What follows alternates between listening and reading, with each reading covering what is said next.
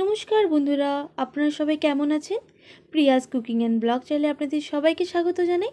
আজ বানাবো মটর পনির মশলা রেসিপিটি। আর এটা বানাতে কী কী উপকরণ লাগছে চলুন আমরা সেটা দেখে নিই। প্রথমেই নিয়ে নিয়েছি আমি 300 গ্রাম মতো পনির। আর পনিরটাকে ছুরির সাহায্যে আমি চৌকো চৌকোভাবে কেটে নিয়েছি।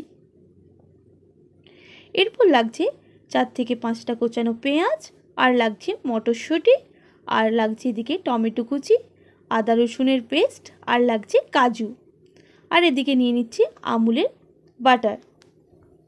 এরপর দিয়ে নিচ্ছি একটা কড়াটা গরম হয়ে গেলে এর মধ্যে দিয়ে দেব আমি বাটার। এরপর আমি পনিরটা দিয়ে একটু নাড়াচাড়া করে নেব, লাল লাল করে একটু ভেজে নেব। আর দেখুন আমার ভাজা হয়ে গেছে লাল লাল করে। এরপর নামিয়ে নেব। তারপর ওই বাটারের মধ্যে দিয়ে দেব আমি টমেটো কুচি আর কাজু। এবার একটু নাড়াচাড়া করে নেব।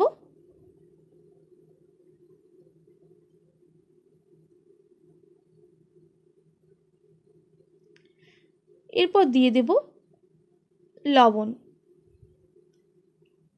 আবারও নাড়াচাড়া করে নিচ্ছি। এরপর এটা আমি যেহেতু ভাজা হয়ে গেছে আমি এর একটা পেস্ট বানিয়ে নেব। এদিকে দিয়ে দিচ্ছি সেই কড়ার মধ্যে সাদা তেল আর গোটা জিরে। একটু ভাজা হয়ে গেলে এর মধ্যে দিয়ে দেব কোচানো পেঁয়াজ, আবারও নাড়াচাড়া করে নিচ্ছি। পেঁয়াজটা একটু লাল লাল করে ভেজে নেব। দেখুন আমাদের লাল লাল করে ভাজা হয়ে গেছে। এর মধ্যে দিয়ে দেব আদা রসুনের পেস্টটা। দেখুন একটু নাড়াচাড়া করে ভেজে নেব। এরপর দিয়ে দেব স্বাদ মতো নুন আর টমেটো আর কাজু বাটাটা। আবারও ভালো করে নাড়াচাড়া করে নেব। এর মধ্যে দিয়ে দেব হলুদ গুঁড়ো, লঙ্কা গুঁড়ো, আর দিয়ে দিচ্ছি জিরে গুঁড়ো। এরপর দিয়ে দেব টক দই। আমি এখানে 2 চামচ মতো টক দই ইউজ করেছি। আবারও ভালো করে নাড়াচাড়া করে নিচ্ছি। এরপর দিয়ে দেব আমি মটরশুঁটি। যেহেতু আমি সেদ্ধ করে রাখিনি তাই আমি মশলার মধ্যে দিয়ে দিচ্ছি। কিছুক্ষণ ভাজার পর আমি এর মধ্যে দিয়ে দিচ্ছি পনিরগুলো ভেজে রাখা।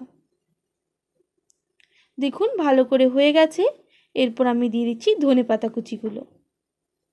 আমি 5 থেকে 10 মিনিট ফোটানোর পর দিয়ে দিচ্ছি স্বাদ মতো চিনি আর লাস্টে বাটার। একটু নাড়াচাড়া করার পর আমি এটা নামিয়ে নেব, নাহলে বাটারের গন্ধটা চলে যাবে।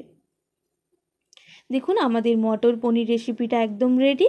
আপনারাও লুচি বা পরোটা দিয়ে একবার ট্রাই করবেন। আমি বাড়িতেই বানিয়েছিলাম ঘরোয়া উপকরণ দিয়ে। আপনারাও বাড়িতে একবার ট্রাই করবেন। আর আমার ভিডিও যদি ভালো লেগে থাকে like, comment, share and subscribe করে দেবেন। ধন্যবাদ। ফিরে আসছি নতুন কোনো ভিডিও নিয়ে।